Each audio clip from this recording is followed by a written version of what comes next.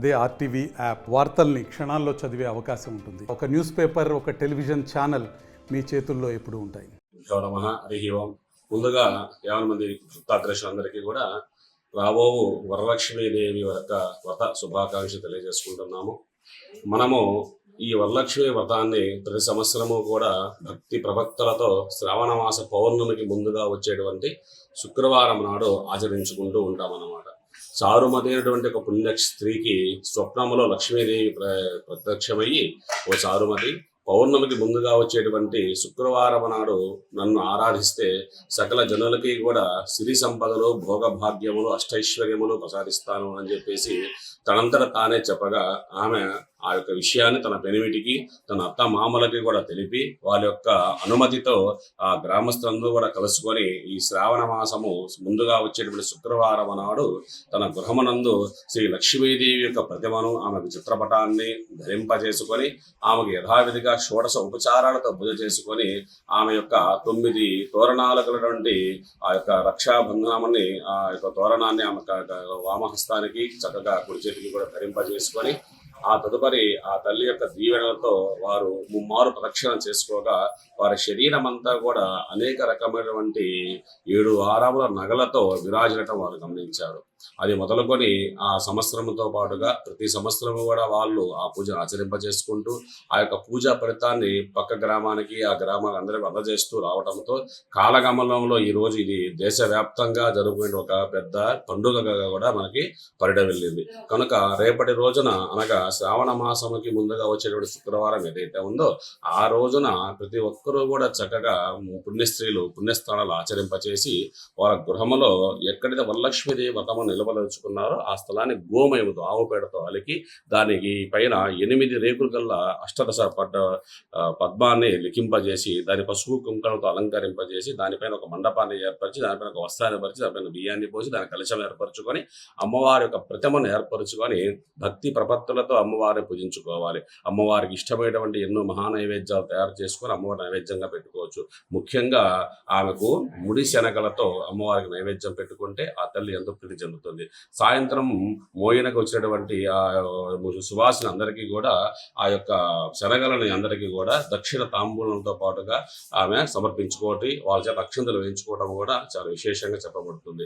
తద్వారా ఆమెకి ఏంటంటే ఈ జీవితకాలం కూడా ఆమె యొక్క శరీర బొందిలో ప్రాణం ఉన్నంత వరకు కూడా సుమంగళిగా వర్ధిల్లటమే కాకుండా ఏనాడు కూడా తన భర్త ఒకరి ఒకరి దగ్గర చేయి కింద తాచకుండా ఎప్పటికీ ఒకరికి పెట్టేటువంటి స్థాయిలోనే వాళ్ళ భర్త, వాళ్ళ కుటుంబ సభ్యులు కూడా ఉంటారు లక్ష్మీదేవి యొక్క అనుగ్రహంతో. ఈ సందర్భంగా మన రాబూరు గ్రామంలో కూడా అన్ని ఆలయాల్లో కూడా ఇక్కడ ఉన్న పురాతన ఆలయాలు కావచ్చు, అధునాతన ఆలయాలు అన్నింటిలో కూడా వరలక్ష్మి వ్రతాలను, వరలక్ష్మీదేవి అలంకారాలను కూడా ఏర్పాటు చేయడం జరుగుతుంది. ఇక్కడే కాదు, మండల దేశంగా, రాష్ట్ర వ్యాప్తంగా కూడా, దేశవ్యాప్తంగా కూడా ప్రతి లక్ష్మీదేవి ఆలయంలో కూడా, ప్రతి ఒక్క అమ్మవారి ఆలయాల్లో కూడా ఈ వరలక్ష్మి వ్రతాలు చాలా అద్భుతంగా కూడా జరుగుతాయి. ఈ సంవత్సరము దాని పబ్లిక్ హాలిడేగా కూడా ఆప్షన్ హాలిడేగా ఉండింది. ఇప్పుడు పబ్లిక్ హాలిడే కూడా సమర్పించడము ప్రభుత్వం వారు అది కూడా చేశారు. కాబట్టి అందరూ కూడా చక్కగా వ్రతాన్ని ఆచరింపచేసి అందరూ కూడా లక్ష్మీదేవికి అనుగ్రహాన్ని పొందవలసిందిగా మరీ తెలియజేయడం అనేది.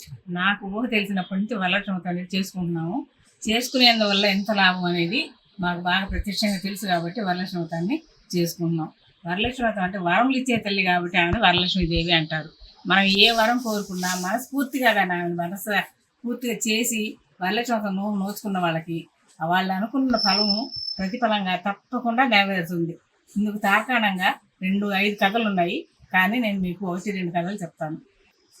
ఆయనని భక్తితో కొలవాలని అనుకున్న వాళ్ళకి వాళ్ళందరూ, ఒక స్త్రీలందరూ కలిసి దండం పెట్టుకొని, అమ్మ మాకు మేము ఎట్లా చేయాలో తెలియదు వరలక్ష్మి వ్రతం అనేది మాకు చెప్పమ్మా అంటే, ఆమె ఒక స్త్రీ కళలోకి వచ్చి, అమ్మ మీరు మీ శక్తి కొలది నన్ను ప్రతిష్ఠించేసి మీ శక్తి కొలది ఏదైనా నాకు పెట్టి మనస్ఫూర్తిగా ఒక దారాన్ని నాకు నోమదారంగా పెట్టుకొని మీరు కొలిచి ఆ నోమదారం కట్టుకొని భక్తితో కొలవాలి. అంతేగాని భక్తి లేకుండా మాత్రం నాకు అది కావాలి ఇది కావాలని కోరుకుంటే జరగదు. భక్తితో మనకు అవసరమైంది, మనకు కావాల్సింది ప్రత్యక్షంగా నిదర్శనంగా ఇస్తుంది కాబట్టి ఆమెని వరలక్ష్మీదేవి అంటాము. వాళ్ళందరూ కలిసి ఒక రావి చెట్టు కింద చేరి ఒక మట్టితో ఒక ప్రతిమను చేసి పెట్టుకొని రావాకులే తమలపాకులుగా, చిన్న చిన్న మట్టి గడ్డలే వక్కలుగా పెట్టుకొని ఆ రాయి పండ్లని మా పండ్లుగా పెట్టుకొని వాళ్ళందరూ కలిసి ప్రత్యక్షంగా నోచుకొని మాకందరికి మేమందరం నిరుపేదలు కాబట్టి మాకు మంచి వరాన్ని ఇవ్వమని భక్తిపూర్వకంగా వాళ్ళు ప్రార్థన చేశారు. ప్రార్థన చేసి ఇంటికి వెళ్తే వాళ్ళ కోరికలు నెరవేరినట్టు వాళ్ళ బిడ్డలు పాపలు చల్లంగా ఉండి ఒక్కొక్కరు వృద్ధిలోకి వచ్చి అదే వ్రతాన్ని కంటిన్యూగా వాళ్ళు ప్రతి సంవత్సరం చేసుకునే విధంగా తయారయ్యారు. రాజుకి 2 కూతుళ్ళు ఉంటే ఒక కూతుర్ని ఇద్దరిని మంచి వాళ్ళకిచ్చి పెళ్లి చేశాడు. ఒక కూతురు చాలా పేదరాలైపోయింది. ఆయన వ్యసనపరుడయి అన్ని పోగొట్టుకున్నాడు. ఒకరు మాత్రం వ్యాపారస్తులుగా ఉండి పైకి వచ్చారు. వరలక్ష్మీదేవి వ్రతాన్ని పెద్ద కూతురు బాగా నోచుకుంటుంది. చిన్న కూతురు చితికిపోయింది కాబట్టి కొడుకుని పంపించి అక్క దగ్గర పోయి ఏమన్నా తీసుకురాను ఆయన అంటే అతను వెళ్ళి అబ్బాయి వెళ్ళి పెద్దమ్మ మాకు ఏమి లేదు ఇవి అంటే ఆమె వరలక్ష్మితో నోచి నోము దారము నోము ఫలము అన్ని కట్టి డబ్బు బంగారం ఇచ్చి మూటిచ్చి పంపిస్తుంది.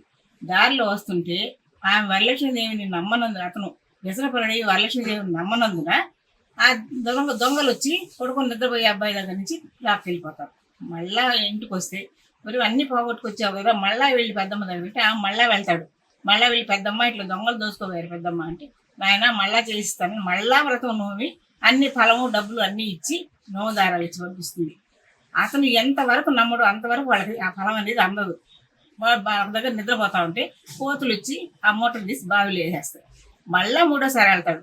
వెళ్ళి అడిగితే మళ్ళా వచ్చి నాయన జాగ్రత్తగా చెప్పు మీ నాన్నకి చెప్పు మీ నాన్న నమ్మకుండా ఉన్నంత వరకు మీకేం జరగదు నమ్మితేనే జరుగుతుందని చెప్పంగా అవన్నీ తీసుకొని ఇంటికి వచ్చి నాన్నకి చెప్పి నాన్న ఈ విధంగా 2 సార్లు ఇస్తే పెద్దమ్మ 2 సార్లు ఇట్లా అయింది కాబట్టి మనం వ్రతం నోచుకుందాం నాన్న అని వాళ్ళ నాన్న ఒప్పించి ఆయన కూడా మనస్ఫూర్తిగా వ్రతం చేసేటట్టు రెడీ చేసి వ్రతం చేసుకున్న తర్వాత వాళ్ళకి ఆ పోయిన నగలు బంగారు దొరికింది.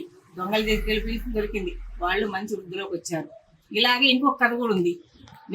వ్యాపారం చేస్తా ఓడలు వెళ్తున్నాడు. అల్లుడు మామగారు ఇద్దరు వ్యాపారం చేస్తే వెళ్ళారు. వెళ్ళిన తర్వాత ఇక్కడ కూతురు అమ్మ వ్రతం చేసుకుంటున్నారు.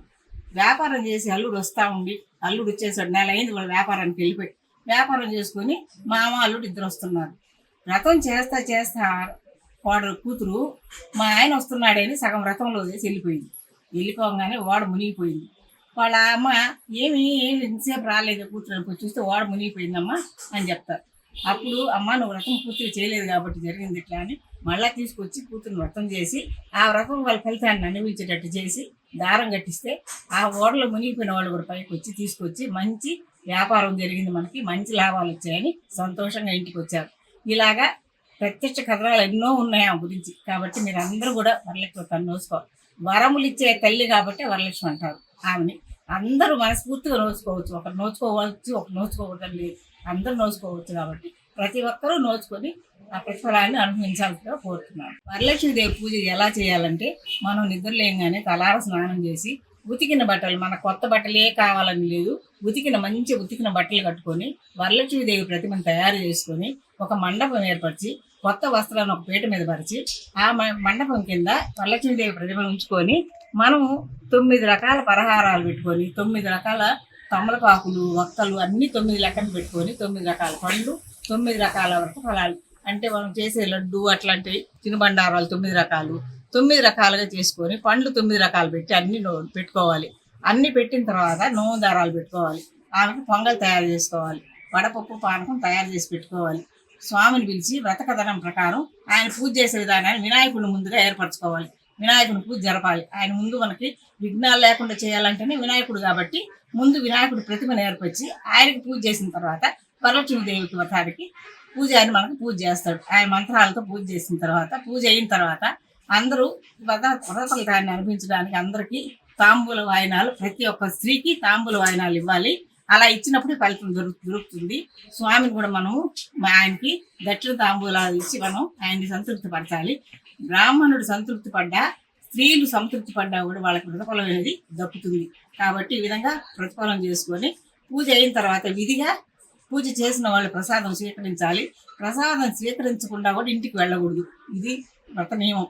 తెలుగులో ఫాస్టెస్ట్ న్యూస్ ఇప్పుడు కొత్త అవతారంలో 5 సెకండ్లోనే పూర్తి వార్తా సమాచారం మీ చేతిలో. సోషల్ మీడియా ట్రెండ్స్ మీ కళ్ళ ముందుకే live TV and voice search ఆప్షన్స్తో ఇప్పుడే డౌన్లోడ్ చేయండి. యాప్ లింక్ డిస్క్రిప్షన్లో ఉంది.